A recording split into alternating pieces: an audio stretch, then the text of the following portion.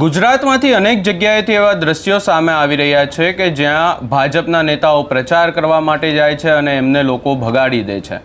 આજે ચર્ચા કરવી છે અમદાવાદની, કારણ કે અમદાવાદમાંથી ફરી એકવાર એવા દ્રશ્યો સામે આવ્યા કે જ્યાં એક સોસાયટીના લોકોએ ભાજપના નેતાઓને ભગાડી દીધા, પરંતુ અહીંયા જે લોકો દ્વારા જે પ્રશ્નો ઊભા કરવામાં આવ્યા એને લઈને ચર્ચા કરીશું। નમસ્કાર, હું છું ઉજ્જવલ અને આપ જોઈ રહ્યા છો નિર્ભય ન્યૂઝ।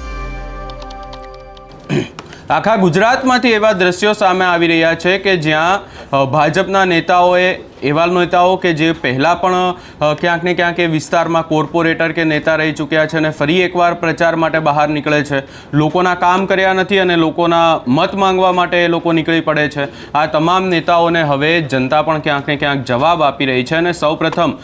જે અમદાવાદના અસારવામાંથી દ્રશ્યો સામે આવ્યા એના ઉપર નજર કરી લઈએ।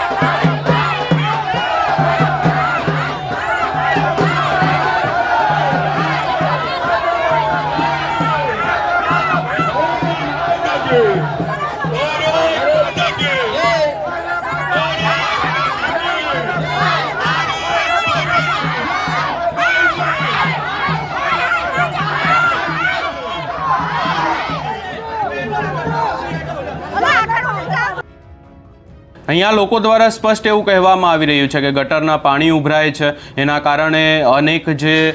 બાળકોથી લઈ અને જે લોકો છે એ બીમાર થઈ રહ્યા છે, પરંતુ આટલા વર્ષોથી આ કોર્પોરેટરો એ વિસ્તારમાં નથી જોવાયા અને હવે જ્યારે ચૂંટણીનો સમય આવ્યો છે એટલે સ્વાભાવિક છે કે આ નેતાઓ એ વિસ્તારોમાં જશે, એમની પાસે મત માંગશે, પરંતુ અહીંયા એ નેતાઓને પણ કહેવું છે કે તમે મત માંગવા તો જઈ રહ્યા છો, પરંતુ જો તમે કામ કર્યા હોત તો લોકો તમને આવકારતા, અને આવકારવાની સાથે સાથે તમને સન્માન પણ મળતું, પરંતુ તમે આટલા વર્ષોથી કોઈ કામ નથી કર્યા અને ને માત્ર લોકોને છેતર્યા છે, એટલે આવી પરિસ્થિતિ ઊભી થઈ છે. અને આ પરિસ્થિતિ માત્ર ને માત્ર અમદાવાદની નથી, પરંતુ અમદાવાદ સિવાય પણ આખા ગુજરાત, એ પછી સુરત હોય, રાજકોટ, કચ્છ, આ તમામ વિસ્તારોમાંથી એવા દ્રશ્યો સામે આવી રહ્યા છે કે જ્યાં લોકો ભાજપના જે નેતાઓ મત માંગવા જાય છે એમને પાછા મોકલી દે છે. અને આવી ઘટનાઓ આખા ગુજરાતમાંથી જે સામે આવી રહી છે એને લઈ તમારો શું અભિપ્રાય છે એ અમને કમેન્ટ કરી જરૂર જણાવશો, ને અમારી ચેનલ નિર્ભય ન્યૂઝને લાઇક, શેર, સબસ્ક્રાઈબ કરવાનું ભૂલશો નહીં.